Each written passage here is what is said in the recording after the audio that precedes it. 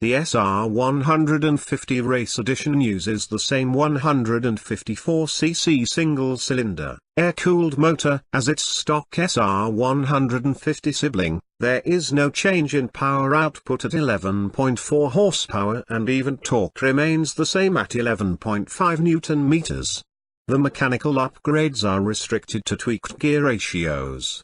On this first ride, we did feel a slight step up in power, but a proper road test will confirm just how much. Cosmetically, the race edition of the SR150 looks a lot sportier than the standard version. The metallic grey paint scheme, inspired from the RSGP motorbike, lends the SR150 race a fresh appeal. Small touches like the front disc caliper finished in gold add to the sporty look of the scooter as well. And adding to the race theme are body graphics similar to Aprilia's MotoGP bike. The striking red rear monoshock and the 5-spoke alloy wheels make it all the more attractive.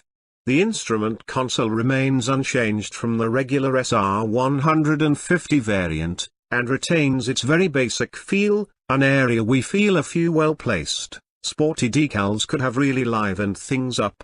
The SR150 Race feels quick to respond to the slightest twist of the throttle and moves forward with enthusiasm. It gets up to 60 or 80 kmph without a flutter, even on the steep hills on the outskirts of Pune.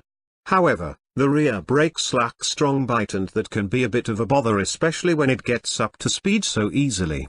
Thankfully though, the 220mm ventilated front disc does a good job of slowing down the scooter down, and whilst braking, the contoured lever offers a firm grip.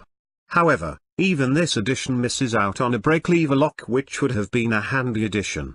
The SR150 always had our vote where handling was concerned. In fact, it was so good, we felt it had the soul of a motorcycle in a scooter's body. The race edition is a hoot to ride hard as well. It darts into corners effortlessly and allows you to lean in much further compared to other scooters. The ride, on the other hand, is on the firm side and feels a bit edgy on uneven surfaces.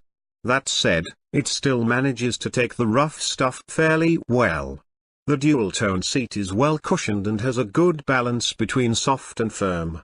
The riding posture, although a bit upright, is a comfortable one. The legroom on offer is good for someone with the same 5 feet, 10 inches height as myself, but taller riders might find it slightly cramped. Aprilia is also planning to introduce add-on upgrades for the scooter in the future, which will include a race boom exhaust for a sportier exhaust note and improved performance.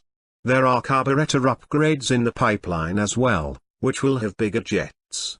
These upgrades are expected to come at an estimated premium of Rs 3,000 to 5,000. The Aprilia SR150 Race Edition might not appeal to those looking for a practical scooter for their everyday commute, but on the other hand, there is no arguing that this is one of the most fun-to-ride scooters on sale in India today.